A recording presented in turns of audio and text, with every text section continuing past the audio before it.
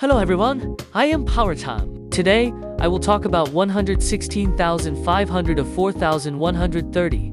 Daytona has now released 4,131, so 4,130 is less popular. But I feel that the appearance of 4,130 is more beautiful than that of 4,130, because after looking at it for a long time, the ceramic ring does not have this iron bezel. The size of this ceramic bezel feels more comfortable.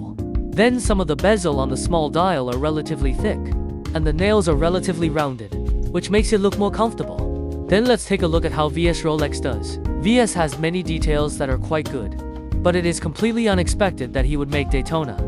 Because this old model is currently made by too many companies on the market, then there is CRolex that does well. Both companies do very well. The central axis of the VSRolex is solid. At first glance, the central axis is solid, and you cannot see that it is hollow. But if you look at the CRolex from a normal social distance, its central axis is relatively hollow. So if we look at it from a normal social distance, it is easy to distinguish. The center shaft of VSRolex is also made of solid material. It is also solid when viewed from a normal distance, and it is quite beautiful.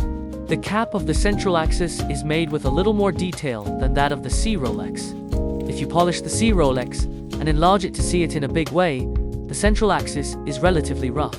Because it is made solid, it will be rougher. But the central axis of the VSRolex is not rough, and it looks solid. So the central axis of the VS is better than that of the CRolex. But its appearance is basically the same as CRolex, especially VSRolex. Its price is really very conscientious.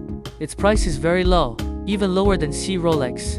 Basically, as long as VSRolex launches the CRolex model, it will be difficult to sell. Because of the 4138, I feel that if it is currently the highest version of the movement launched by VSRolex, it will also use the Dandong 4130 movement. Then the engravings on the ceramic bezel are also deeply engraved and very clear. This ceramic bezel is basically the same as that of Rolex C, and should be produced by the same company. Then the shell is also made of 904L stainless steel, with both sides polished. There is no way to distinguish the steel strips, because both companies make pretty good ones. The steel strips are brushed on both sides, and the middle is polished. Now let's measure their weight. The weight of VSRolex is 141 grams. CRolex weighs 142 grams, and their weights are basically the same. Now let's measure their thickness. CRolex, the thickness of Rolex is 12 millimeters.